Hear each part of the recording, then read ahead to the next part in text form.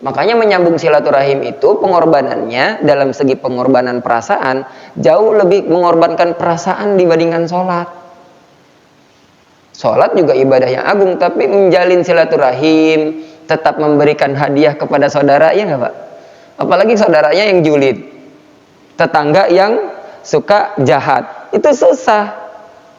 Makanya kemarin kita sudah bahas bagaimana seharusnya dan perintah Allah ngaji merubah orang yang tadinya dendaman, yang tadinya overthinking, jadi orang-orang yang ramah, mudah memaafkan. Makanya kalau ada orang yang kurang pinter, yang suka emosian, kita suruh ngomong apa? Salamun, ya, katakanlah selamat. Artinya apa? Selamatkan dari diri kita dari perdebatan di jalan, apalagi bikin dosa sama orang yang nggak dikenal. Itu hindarin banget itu. Hari ini ya perebutan jalan gitu ya, atau perebutan apalah yang tidak penting. Yang kedua, terhindar dari overacting. Jangan overthinking, tidak overthinking dan tidak overacting. Jadi aja suami yang baik, nggak usah terlalu ribut menuntut jadi istrinya bagaimana, cukup dibimbing, difasilitasi datang ke pengajian, diberikan izin. Kalau kita belum sanggup dengan keilmuan, jangan dilarang-larang. Ya.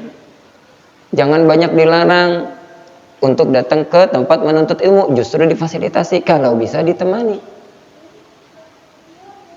Ya. Jadi jangan suka overacting. Jangan mengharap pujian, karena kalau sudah banyak berharap pujian, emang manusia mah wajar suka dipuji. Siapa yang nggak suka dipuji? Melakukan di kantor, di pabrik, di tempat usaha. Orang kalau enggak overacting, makanya juga nanti akan ikhlas. Nanya doang dia mah pasti dagang nih, bisnis.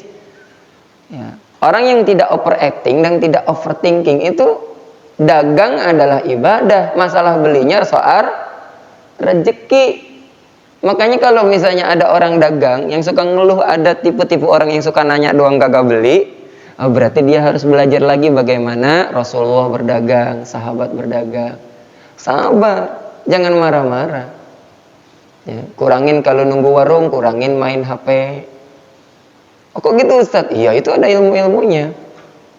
Itu. Yang ketiga, ya, orang yang melafalkan dan memaknai hamdalah itu orang yang akan tidak overlapping.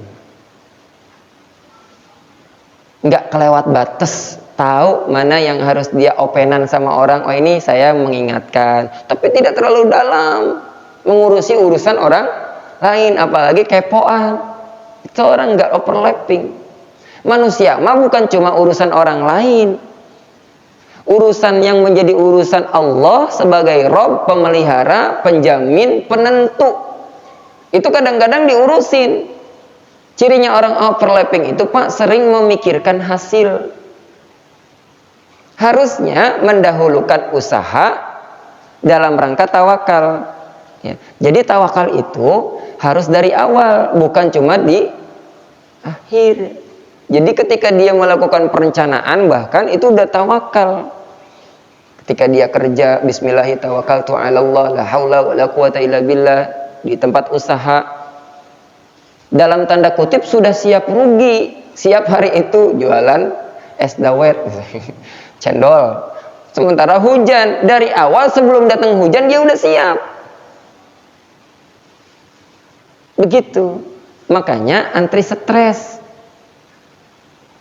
Itu baru, makanya sekali para sahabat atau Abu Bakar Siddiq ketika Bismillahirrahmanirrahim, ya Allah bersamai saya dalam kerja, bersamai saya dalam mendidik anak, tolong saya. Kan ada musta'an di sini.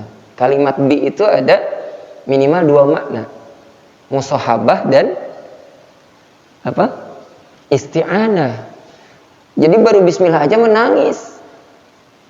Ar-Rahmanir-Rahim. Bismillahirrahmanirrahim, dengan menyebut nama Allah yang selama ini telah kasih sayangnya tercurah pada saya, walaupun maksiat masih dikasih usia panjang. Makanya tadi dalam surat Al-Waqiah, wa taj'aluna rizqakum annakum tukadzibun. kalian itu sementara memakan rezeki Allah, dalam saat memakan rezeki Allah sambil bermaksiat, sambil mendustakan ayat-ayat Allah, sambil melalaikan perintah-perintah Allah. Asa anu dimakan rezekinya, asa anu tapi dibangkang atau bahkan ditinggalkan perintah-perintahnya, dilanggar larangan-larangannya. Ya. Jadi bisa sampai menangis itu karena memaknai, ya Allah, selama ini saya sudah maksiat. Apalagi yang sudah menginjak 40 tahun mah. Udah kasih 30 tahun, 40 tahun udah pernah maksiat, udah pernah ninggalin sholat, udah pernah durhaka sama orang tua, udah pernah dosa-dosa besar kita lakukan. Ya Allah, nangis, alhamdulillahirabbil alamin. Dikasih orang tua yang muslim, dikasih rezeki, orang tua kita bisa menyekolahkan, kita dapat pekerjaan. Orang-orang masih ngontrak, kita alhamdulillah udah punya rumah, nyicil-nyicil juga punya rezeki, diberikan istri, lebih-lebih diberikan keturunan. Itu kalau sudah bahasanya bukan berimajinasi, tapi sudah terbayangkan, bisa berkomunikasi. Makanya yuk kita belajar sedikit-sedikit apa sih tafsir Al-Fatihah, apa sih tafsir Al-Baqarah, apa sih tafsir Yasin. Agar ketika kita menghadap Allah itu, ketika membaca Al-Quran, penuh dengan penghayatan. Terbawa tadi dalam melangkah ketika salam, tenang hidupnya, ramah kepada orang lain, baik kepada kedua orang tuanya, berbakti.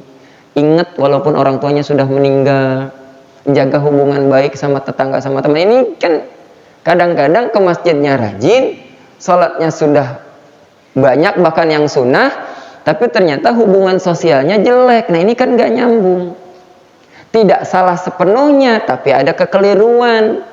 Kenapa? Karena tidak sampai ke penghayatan.